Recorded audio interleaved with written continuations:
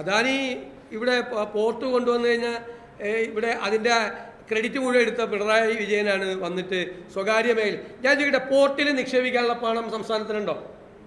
പോർട്ടിൻ്റെ വികസനത്തിന് വേണ്ടി ഒരു ലോജിസ്റ്റിക്സ് തുടങ്ങാൻ, വിഴിഞ്ഞത്ത് നിന്ന് കാസർഗോഡേക്ക് ഒരു ലോജിസ്റ്റിക്സ് തുടങ്ങാൻ, ഒരു ബാർജ് ലോജിസ്റ്റിക്സ് തുടങ്ങാൻ, ഒരു ഷിപ്പിൽ ലോജിസ്റ്റിക്സ് തുടങ്ങാനുള്ള കപ്പാസിറ്റി സ്റ്റേറ്റിനുണ്ടോ?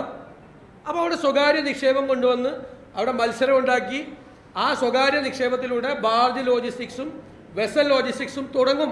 അവിടെ ഒരു സംശയവും വേണ്ട, അത് തുടങ്ങും. അത് തന്നെയാണ് പോളിസി.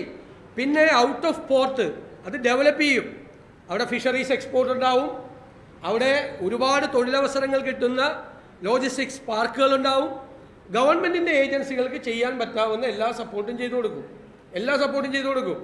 ഇപ്പോൾ നമ്മൾ ഇൻകലിനെ കുറിച്ച് പറഞ്ഞു, കിൻഫ്രയെ കുറിച്ച് പറഞ്ഞു.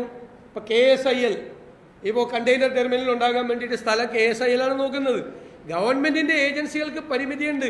നിങ്ങൾ ഇത് തന്നെ പറഞ്ഞുകൊണ്ടിരുന്നാൽ ഈ വീണ്ടും പുറകിലേക്ക് നടന്നു പോകും കേരളം. അതുകൊണ്ട് സ്വകാര്യ നിക്ഷേപത്തെ പൂർണ്ണമായി പ്രോത്സാഹിപ്പിക്കും. ഒരു സ്ഥലത്തും പ്രൈവറ്റൈസേഷൻ പ്രഖ്യാപിക്കുന്ന ഒരു വാക്ക് നിങ്ങൾക്ക് ഇവിടെ കാണിച്ചു തരാമോ?